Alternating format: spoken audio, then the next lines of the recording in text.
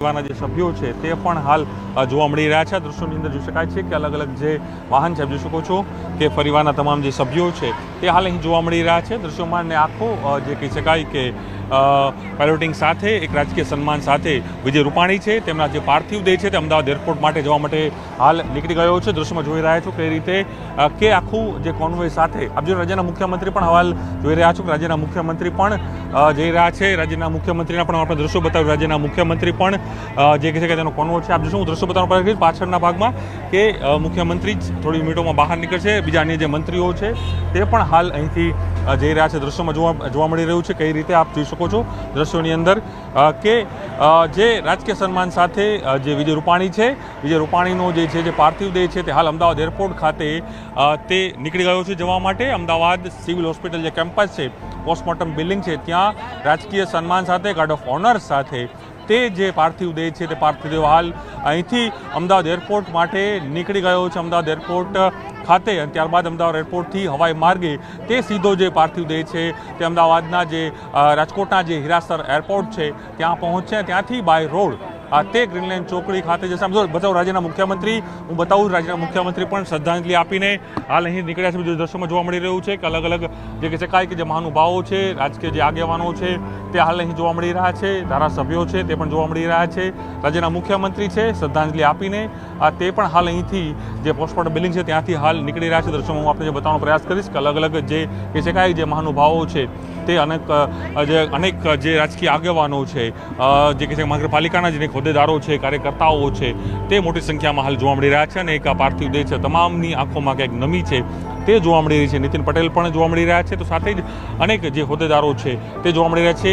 સાથે જ જે આખો કોન્વો છે તે કોન્વોની અંદર રાજ્યના જે ગૃહમંત્રી છે હર્ષ સંઘવી પણ જોવા મળી રહ્યા હતા। હર્ષ સંઘવી પણ એ જે છે કોન્વો છે તેની અંદર તેઓ પહોંચ્યા હતા। દૃશ્યોમાં જોઈ શકાય છે કે અલગ અલગ જે નેતાઓ છે તે હાલ નેતાઓ બહાર નીકળી રહ્યા છે। અને દૃશ્યોમાં પણ જોવા મળી રહ્યું છે કે જે પાર્થિવ દેહ છે વિજય રૂપાણીનો છે વિજય રૂપાણીનો તે હાલ જે કહી શકાય કે તે અહીંથી અમદાવાદ એરપોર્ટ જવા માટે નીકળી ગયો છે। અને થોડી જ મિનિટોની અંદર અમદાવાદ હવાઈ માર્ગથી સીધો રાજકોટ જે કહી શકાય કે રાજકોટ એરપોર્ટ ખાતે તે ત્યાં પહોંચશે। ત્યારબાદ ત્યાંથી જે અલગ અલગ જે કહી શકાય કે જે આખી વ્યવસ્થા સરકાર તરફથી પણ કરવામાં આવી છે। રાજકોટના પણ અનેક જે અગ્રણીઓ તરફથી પણ છે તે અહીં કરવામાં આવી છે। ખાસ કરીને આજે 1 કલાક માટે આખું જે પાર્થિવ દેહ છે તેમના જે નિવાસસ્થાન છે ત્યાં રાખવામાં આવશે। ત્યાં પણ દર્શનાર્થ માટે રાખવામાં આવશે। અને ત્યારબાદ જે કહી શકાય કે રામનાથ પરા જે સ્મશાન છે ત્યાં ખાતે તેમની અંતિમ વિધિ છે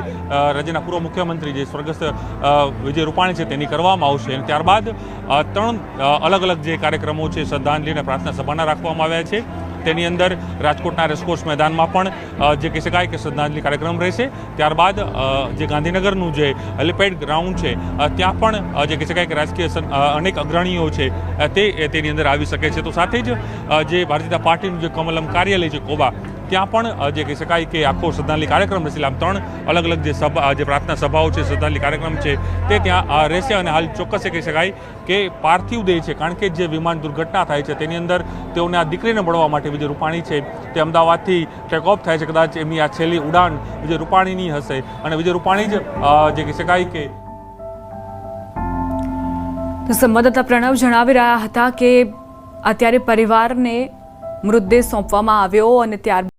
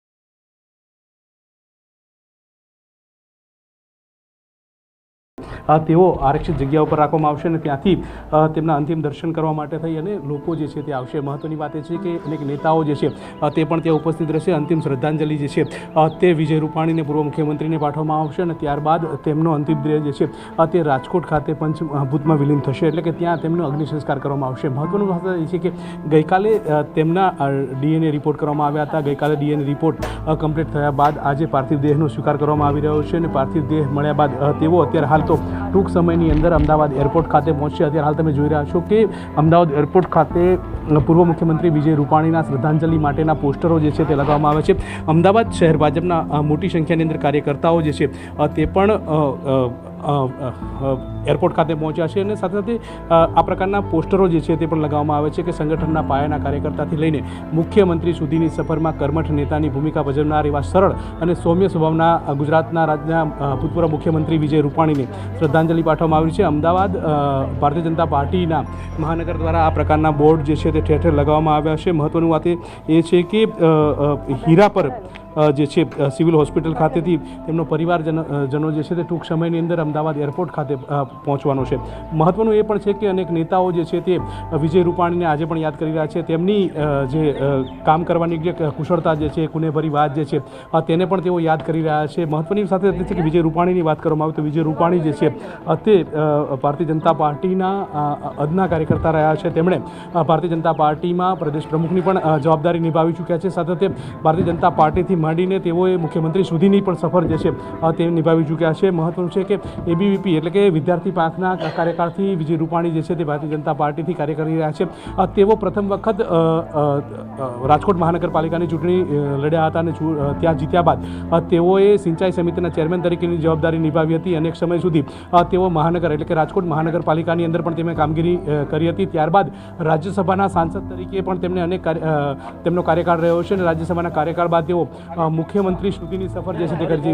2016ની અંદર તેઓ ગુજરાતના મુખ્યમંત્રી બન્યા હતા. 2017ની ચૂંટણી તેમના નેતૃત્વમાં લડવામાં આવી હતી અને 2017ની અંદર ગુજરાતના મુખ્યમંત્રી તરીકે તેઓ ફરીવાર એકવાર શપથ જે છે તે લીધા હતા. તેમનો 3.5થી વધારે સમયનો જે કાર્યકાળ જે છે તે ગુજરાતના મુખ્યમંત્રી તરીકેનો રહ્યો હતો અને ગુજરાતના મુખ્યમંત્રી બાદ તેમણે અનેક એવા કાર્ય જે છે તે કર્યા છે. મહત્વનું સાથે એ છે કે તેમના કાર્યના લેખાજોખા આજે અનેક કાર્યકર્તાઓ માણી રહ્યા છે. વિકાસની રૂપરેખા હોય સહિતના જે કાર્યકાળ જે છે તે વિજય રૂપાણીનો આજે પણ યાદ કરવામાં આવ્યું છે. પરંતુ જે દુર્ઘટના બની છે અમદાવાદની અંદર ક્રેશ થયું છે અને તેમાં અનેક લોકોએ પોતાના સ્વજનો ગુમાવ્યા છે. તેમાં ગુજરાતના પૂર્વ મુખ્યમંત્રી જે છે તે પણ ગુમાવ્યા હોવાનો રંજ જે છે તે ભારતીય જનતા પાર્ટીના કાર્યકર્તાઓ જે છે તે અને ગુજરાતના નાગરિકો